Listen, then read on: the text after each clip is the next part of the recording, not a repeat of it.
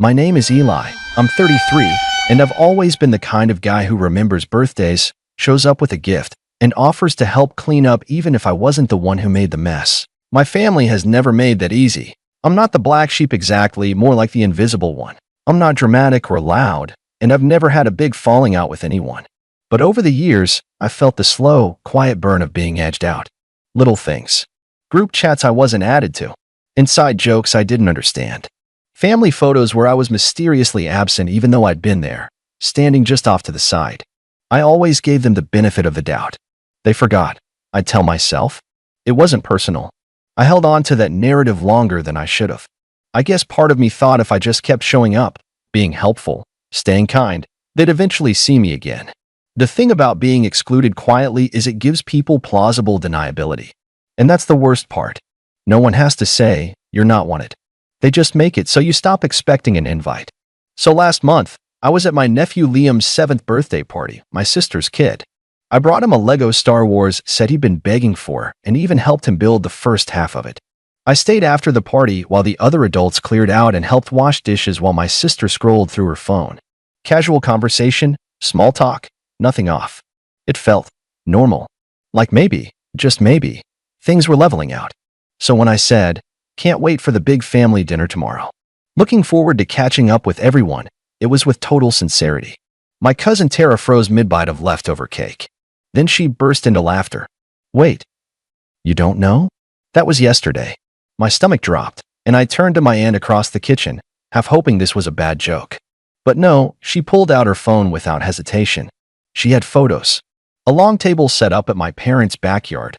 Fairy lights, champagne glasses, everyone dressed up. To my horror, even extended family I hadn't seen in years were there. Toasts, speeches, kids playing, group shots. It wasn't some thrown-together backyard barbecue, it was the family dinner. The one my mom hosts every summer, the one that's basically a reunion. My aunt started swiping through the gallery like she was showing me vacation photos. "Oh, this one was right before the dessert.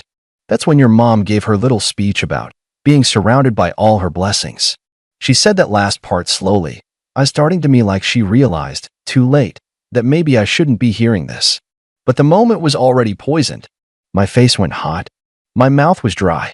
And then my sister, who hadn't said a word until now, looked up from drying a plate and muttered, "Maybe take the hint next time." Just like that. I didn't say anything. I didn't even move. I just stood there for a few seconds, watching her casually wipe down a serving tray like she hadn't just stabbed me in the chest. The room suddenly felt airless. I put down the sponge, walked to the living room, picked up the envelope with Liam's birthday card and the extra gift card I'd slipped in as a surprise. And I left. On the drive home, I couldn't stop thinking about her words. Take the hint. I played them back again and again. The way she said it, not angrily, not with malice. Just tired, like it had been a long time coming. Like I was some clueless outsider who hadn't taken the message despite the increasingly obvious signs. Like I was a burden for still believing I had a place. I'll admit it, I cried in my car. I'm not proud of it, but I'm not ashamed either. It wasn't about missing the dinner, it was about the final clarity. The unmistakable confirmation that I wasn't one of them anymore. That I'd become, at best, a distant obligation. That night, I couldn't sleep. I just lay in bed, staring at the ceiling, thinking through years of slights I'd brushed off. The time they told me the Christmas dinner was just immediate family, and then posted group photos with people I barely recognized. The group chats I only found out about through screenshots. The forgotten birthday wishes. The jokes that I never quite got because they'd happened in rooms I wasn't invited into. But here's the thing. I'm not someone who seeks revenge. I'm not petty. I don't want to get back at anyone. What I wanted, what I needed, was to finally be done. No more hoping. No more showing up. No more handing out grace like candy, praying it'd buy me a seat at the table. I started planning something that night. Not revenge, at least, not in the usual sense. Something more permanent. Something they wouldn't see coming, because they never see me at all. The first step was financial. You see, for the past few years, I've been doing well. I work in IT, and while I'm not a millionaire, I've made smart investments, especially in the last few years when I got into property management. No one really asks me about my life, so they don't know I own 3 rental homes now. They don't know I've been helping my parents quietly cover things like roof repairs and plumbing issues through anonymous grants I set up through my LLC. I never needed credit for it. I just wanted to support them. Because they're my parents. Or, they were. A week after the birthday party, I got a call from my mom. She was frantic.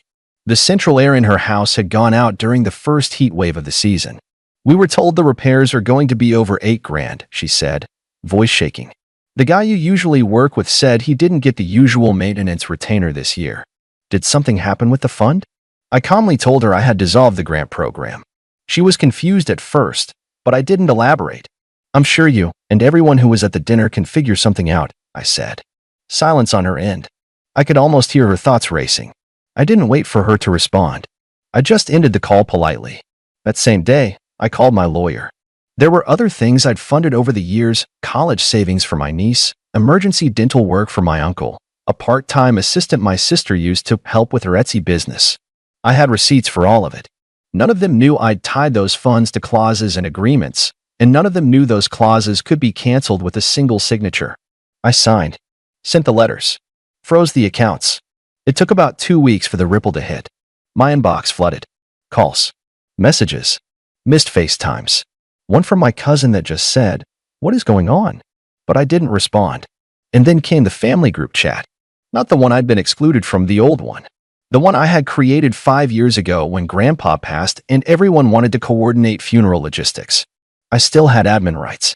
I renamed the chat to maybe take the hint, and then, one by one, removed every single member. I didn't say a word, just silence. But that was only the beginning, because there was still one thing I hadn't taken back. And once I did, it changed everything. The thing I hadn't taken back yet, the one thread still tethering me to them, was the lake house. It wasn't technically mine. Not fully. It belonged to my grandparents, then passed down jointly to my mom and her sister, my Aunt Val. After Val passed, her half went to my cousin Tara, the same cousin who laughed at me about missing the family dinner. Years ago, when my mom fell behind on some payments, I quietly bought out her share. Legally, I owned 50%. But no one ever updated the family's mental scorecard. They still treated it like grandma's place. Everyone used it freely, weekends, holidays, even full summers. And I let them. For years. I never booked it for myself. Never once said no when someone wanted to use it. I even paid for the new dock last summer. Quietly. Without credit. But now? Now the lake house was a stage. And I had the script. I waited for Memorial Day weekend, when the whole family usually flooded in. It had been tradition for over a decade. Barbecues. Bonfires. The kids fishing off the pier while the adults got tipsy on cheap drinks and louder as the sun set. I used to love it. But I hadn't been invited the last 3 years. This time, though, I didn't need an invite. I just needed to show up. 3 days before the weekend, I filed the paperwork to restrict shared access to my half of the property, thanks to a little-known clause in the deed that allowed either owner to petition use if conflict arose. My lawyer made it airtight. I wasn't blocking them from using the house. I was just requiring a co-owner agreement to do so. Tara, of course, hadn't been paying attention to any of the legal mail. Too used to me being nice Eli. Friday morning, I drove up early, unlocked the house, parked my truck sideways in the driveway so no one could pull in behind me. Then I waited. It didn't take long. Around noon, 3 cars rolled up. My sister, Tara, and my mom, plus the kids and spouses. They were laughing until they saw me. Tara stepped out first. "You're here?" she said, voice tight. I smiled. "It's Memorial Day. Thought I'd enjoy the lake." She walked right up to me, arms crossed. "Well, we plan to stay the weekend." I told Mom she could have the master. "That's going to be a problem," I said, not unkindly. "The house is locked for co-owner review. You would have seen the notice if you opened your mail." She blinked, confused. "What notice?" My sister chimed in, already irritated. "Eli, don't be dramatic. We've been coming here forever. Just because you weren't invited to one dinner." I held up a hand. Calm. It wasn't one dinner. And it wasn't about the dinner. It's about respect. Something this family stopped giving a long time ago. My mom finally approached, her voice quiet. "Eli, honey, we didn't mean to hurt you. It was just, things got busy. You know how it is." I looked at her, and for a second, I almost softened. Almost. But then I remembered every time she'd defended my sister's cruelty, laughed off exclusion like it was a misunderstanding, or played peacemaker by asking me to be the bigger person. Again. And again. "I know exactly how it is," I said. "Which is why I'm here now. This house isn't a shared vacation spot anymore. If you want access, we draft a new agreement. We split maintenance. We rotate usage.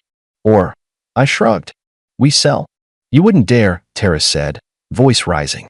You destroy the family tradition over what? Hurt feelings? I met her gaze, steady. No. You already destroyed the family part. I'm just handling the paperwork. They tried yelling, pleading, guilt-tripping. My mom teared up. My sister called me selfish. Tara threatened to sue. But it didn't matter. I had everything documented. The messages, the receipts, the clause in the deed. In the silence I'd been drowning in for years, that was finally gone. In its place was clarity. Cold, clear, and necessary. Eventually, they left. Not without a few final words thrown at my back. But I didn't flinch. I stood on that porch until the cars disappeared down the gravel road. Then I went inside, opened a beer, and sat in the old rocking chair Grandma used to use. That night, I lit a fire in the pit out back. Watched the embers rise into the sky like sparks from some forgotten 4th of July. And for the first time in a long, long while, I felt like I belonged somewhere. But the final part? That came the next morning. Because I wasn't done. I had something else to send. And once they opened it, they'd realize the real consequences hadn't even started yet. The next morning, I woke up to the sound of birds and nothing else. No kids screaming on the dock, no blaring Bluetooth speakers from the porch, no smell of my sister's always overcooked bacon. Just stillness. It was almost eerie how peaceful it was. And I liked it. I brewed myself a cup of coffee, walked barefoot down to the water, and watched the early mist curl off the surface like steam from a boiling secret. I had a lot on my mind, but I wasn't sad. Just focused. Resolved. The night before had been a line in the sand. But now? Now it was time to make it permanent. Before I left for the city, I stopped by the post office in town and handed over a thick manila envelope addressed to my family lawyer. Inside was the final piece of the puzzle, my formal decision to sell my half of the lake house. Not just to anyone, but to a buyer I'd already vetted. A private couple from out of state, no kids, no drama, just retirees who wanted a quiet escape for the summer months. I'd even offered them a slightly better deal if they agreed to one condition. They'd put up a gate. Not a huge one. Just enough to clearly mark their half and legally prevent any accidental visits from extended family members who had once treated the house like their personal vacation hub. But the envelope didn't just include the sale contract. It also contained my exit letter. A single page folded on top of the documents, addressed to my entire family. I wrote it slowly, carefully, over 2 nights. I didn't want to be cruel, I just wanted to be honest. Brutally, surgically honest. Here's a part of what it said. To everyone who forgot me, you may not have realized it, but over the years, I became a ghost in this family. Not because I drifted away, but because you quietly pushed me there. With your exclusions, your silence, your smug smirks when I'd show up still believing I mattered. I was the helper, the giver, the quiet one, that extra at the table. I never asked for much, just a chair and a little kindness. But your message has been clear. I'm not family. I'm a resource, a wallet, an afterthought, a punchline. So now, I'm taking the hint. You won't have to forget to invite me anymore. You won't have to roll your eyes when I show up or whisper in the kitchen when I leave the room. I'm done with all of it. I'm not angry. I'm not vengeful. I'm simply done. This house? It was the last place where I still felt tethered to any kind of belonging. And now, I've let it go. The buyers are sweet. They'll take care of it. And don't worry, they won't tolerate uninvited guests. Not even on holidays. Consider this letter your official notice. I'm no longer available for guilt, gaslighting, or group chats. I wish you all well. Truly. But from now on, my peace comes first. Eli. 3 days later, my phone buzzed nonstop. Missed calls. Voicemails. A flurry of texts that went from confused to panicked to furious in the span of hours. My sister, who hadn't said a kind word to me in over a year, suddenly had a lot to say. Things like, "You're breaking Mom's heart," and "You're acting like a child." My cousin Tara sent a wall of text that started with, "Are you seriously selling the house?" and ended with, "You'll regret this." But the one that really stuck with me came from my mom. It was just one sentence. "Why are you doing this to us?" I stared at that message for a long time. I almost replied. I even typed a few different things, some sharp, some gentle, one version that just said, "Because you let them." But I deleted it all. Because she already knew. A week later, the sale closed. The new owners took over. The family tried to block it, But since Tara hadn't kept up with her share of the maintenance taxes and I had majority rights on the deed thanks to a little-known clause I'd activated through my LLC, they couldn't stop it. Legally, financially, emotionally, it was done. Summer came and went. They ended up renting a lake Airbnb 2 towns over. I saw the photos on my cousin's Instagram. Different doc. Same forced smiles. Same energy of pretending nothing had changed. Except, it had. Because the next time they needed a favor, there was no Eli to call. No silent supporter to pick up the slack. No wallet with feelings, as they once called me behind my back on a hot mic during a group Zoom I wasn't supposed to hear. And while they scrambled to adjust, I was building something better. A life where I wasn't invisible. A new circle of friends who saw me, appreciated me, laughed with me, and never once made me beg for a seat at the table. It wasn't about revenge. It was about release. But don't get me wrong. There was one more twist. Because 2 months after the house sale finalized, something interesting happened at work. My company launched a new mentorship initiative, a paid program where we invited applicants from across the region to train in IT and project management. It was designed for people looking to start over. Guess who applied? Tara. She didn't realize the application would land directly on my desk. And she definitely didn't expect the little note I stapled to her rejection letter. Just 6 words. Maybe take the hint next time. The weeks that followed were quieter than I expected. No more calls. No more texts. It was as if, after years of silent dismissals, the silence had finally become mutual. And for once, I didn't feel like I had to fix it. I stopped checking their social media. I removed myself from the last remnants of family email threads. My phone was still, and my mind was clearer than it had been in years. But clarity doesn't mean peace comes easy. There were nights I lay awake wondering if I'd gone too far. If I should have just kept being the quiet one. The dependable one. The one who bit his tongue for the sake of keeping a fragile family illusion intact. That internal guilt had been a well-worn jacket, familiar, even comforting in its own twisted way. But guilt, I realized, is a tool manipulators use when outright control doesn't work anymore. It was hard to let it go. But I did. Because something else started growing in its place, something stronger. Dignity. A sense of boundaries.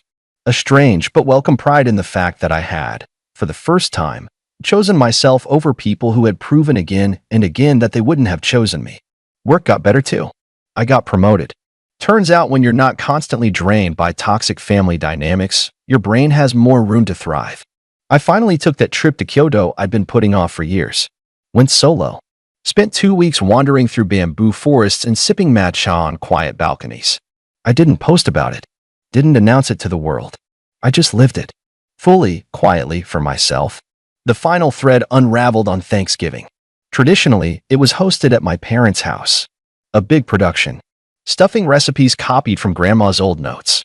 My dad's dry turkey. The usual arguments over who got to sit closest to the fireplace. And me, of course, if I was invited, usually stuck at the far end of the kids' table or in the folding chair by the door. No one really noticed when I stopped coming a few years ago. But this year, things were different. That morning, I got a knock at my door. It was my father. I hadn't seen him in nearly a year. He looked older. A little thinner. His once jet black hair was grayer than I remembered. He was holding a foil-covered dish. His eyes were bloodshot. Not from crying, I don't think. Just the kind of long, slow wear that happens when life finally forces a man to sit with his choices. "Can I come in?" he asked. I didn't answer. I just stepped aside. He sat down at my kitchen table and put the dish down. He didn't offer it. Didn't explain it. Just stared at the wood grain for a while like it held answers he didn't have. "Your mother's not doing well," he finally said. I nodded. That tends to happen when you lose control over people. He flinched. Whether it was the words or the calm way I said them, I'm not sure. "She's sorry, Eli. She says it every day." I poured him a glass of water and sat across from him. She had years to say it to my face. He looked like he wanted to argue. Then he sighed and said, "You were right to walk away." I didn't expect that. He continued, "I told her we should have handled things differently. That we shouldn't have treated you like some outsider in your own bloodline. I tried to talk to your sister about it.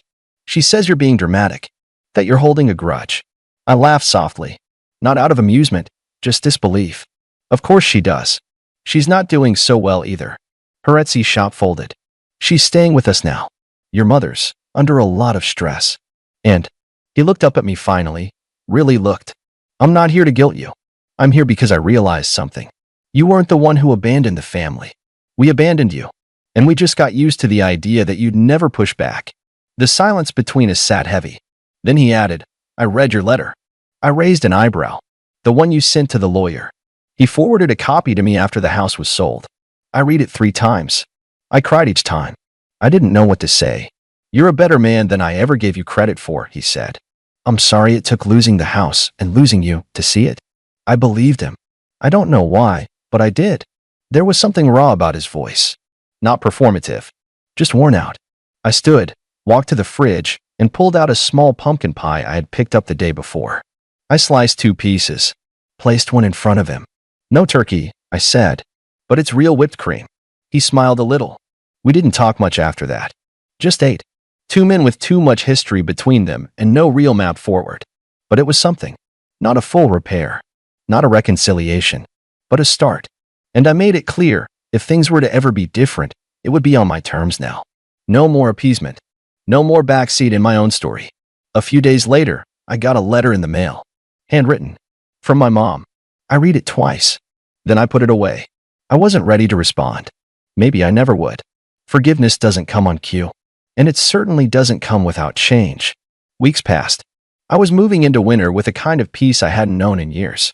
Real peace. Earned peace. Then, just before Christmas, I got a text. Not from my sister. Not from Tara. From Liam, my nephew. It was a video message. "Hey Uncle Eli," he said, grinning toothlessly into the camera. "Mom says we're not supposed to talk to you, but I miss you." I told her that's dumb. "I hope you're okay. I'm building another Lego spaceship. It's got 3 engines this time." Behind him, I heard my sister's voice yell, "Liam, give me that phone." The video cut off. I watched it again. And again. My chest hurt in a way that had nothing to do with anger. Just sadness. Not for myself. For him. For what he was being dragged into. The cycle of exclusion. The weaponization of silence. He didn't deserve that. So I sent back a video. "Hey bud," I said, smiling. "That sounds like an awesome spaceship. I bet it's the fastest one in the galaxy. I miss you too. And I'm always here. No matter what anyone says." Okay. I never heard back.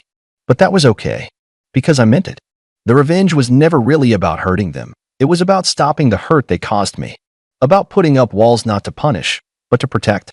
And maybe, just maybe, someone in the next generation won't grow up feeling invisible. Maybe they'll learn it's okay to say no. To draw lines. To walk away from people who only love you when it's convenient. As for me, I'm good. I bought a new place. Smaller, cozier, with a real fireplace and a wide front porch. I host game nights with friends. Cook dinners that aren't critiques in disguise. I laugh more. Sleep better. And when I see old photos pop up on my phone from family gatherings where I stood off to the side, half smiling, half hoping, I swipe past them. Not because I'm bitter. Because I'm free.